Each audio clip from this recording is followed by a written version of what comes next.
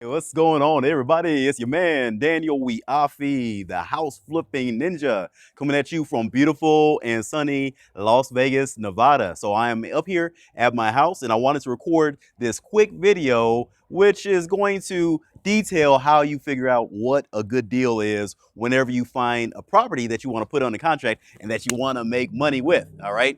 But before we get into the meat of this subject, I want you guys to do a few things for me real quickly. I want you to go ahead and like this video, hit that thumbs up, all right?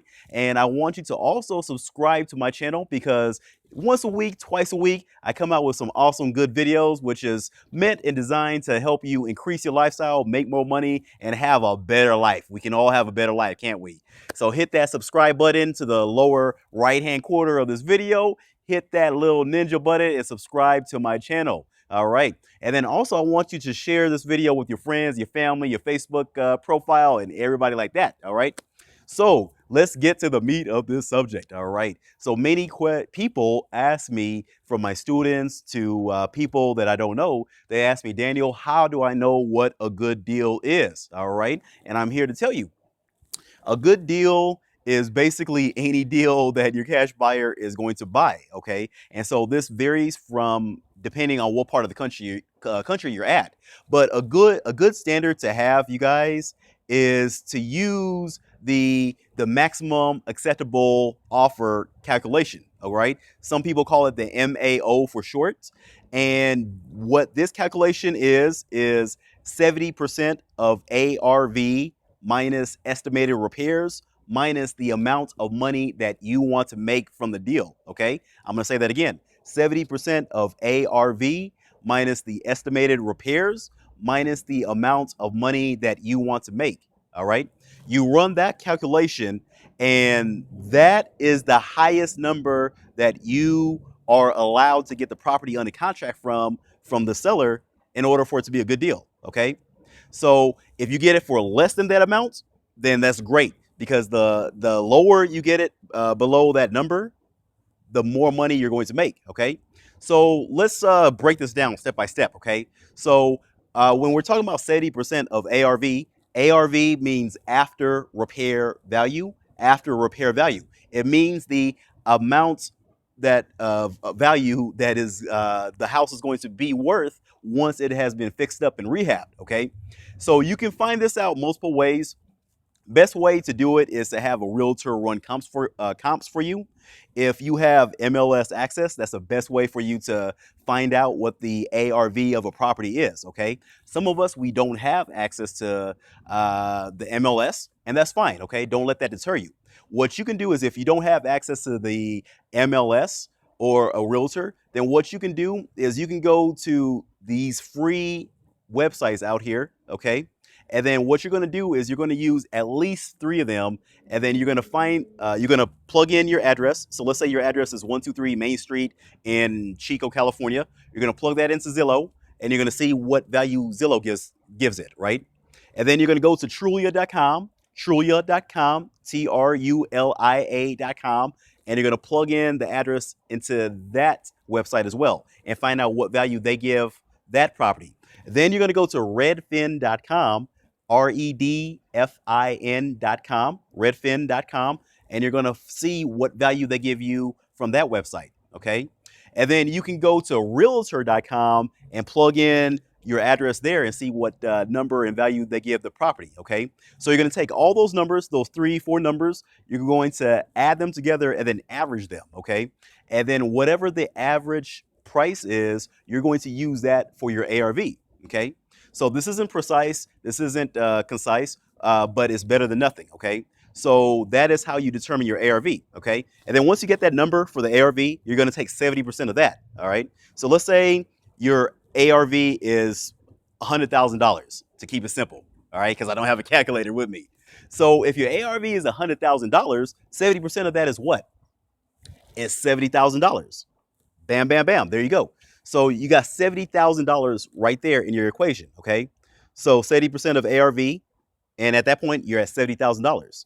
Next, we need to subtract the estimated repairs. Okay. So many of us, most of you guys who are watching this, you're not contractors or you're not construction workers. So you may not know how to estimate the repairs on the property, okay? And that's fine. What you're gonna do is you're going to guesstimate the repairs, okay?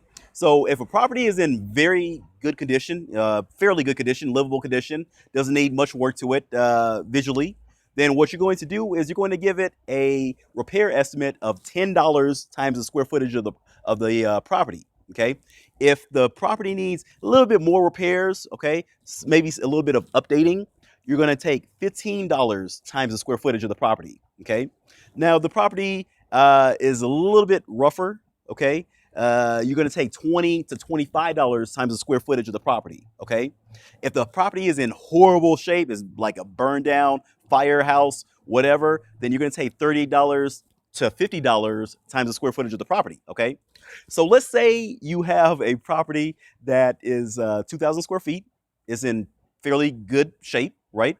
So 2,000 square feet times $10 of for the square footage, you're going to come up with $20,000 for the repair estimate. Okay, so in our case, taking that $70,000 that we already calculated from the ARV, we're going to say $70,000 minus $20,000. Okay, and that's going to give us a value of $50,000. All right. The last part of the equation that we need to figure out is how much money we want to make, because you as a wholesaler, you want to make money, don't you? Yes, you do. All right. So what I tell everybody to do is you want to make at least $5,000 per deal. Okay, every single deal you do.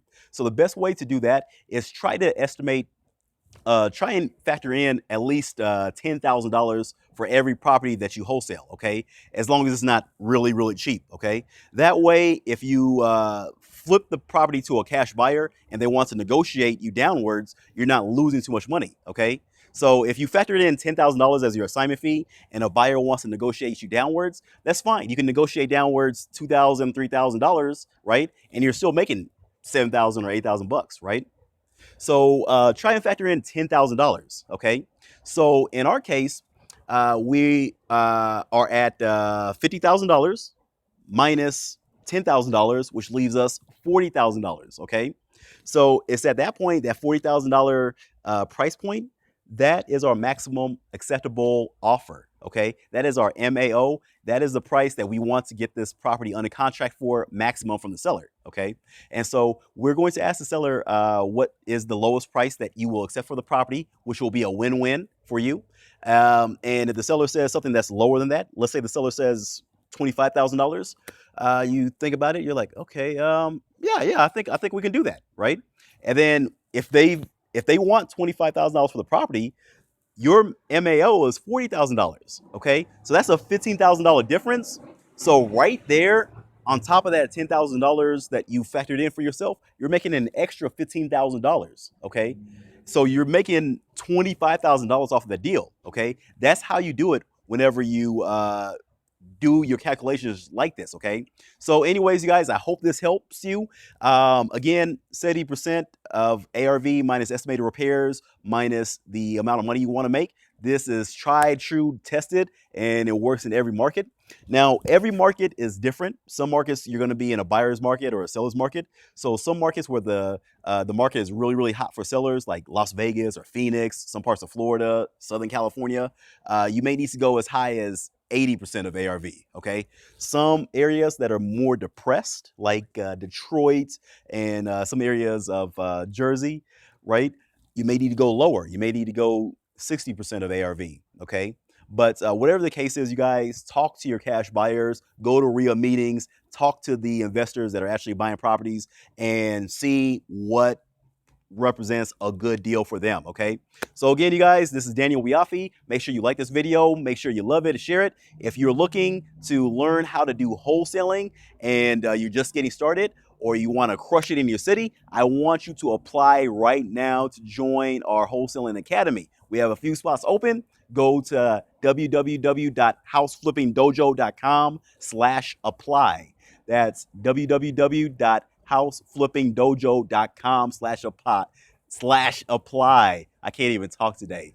So until next time, you guys, peace and God bless.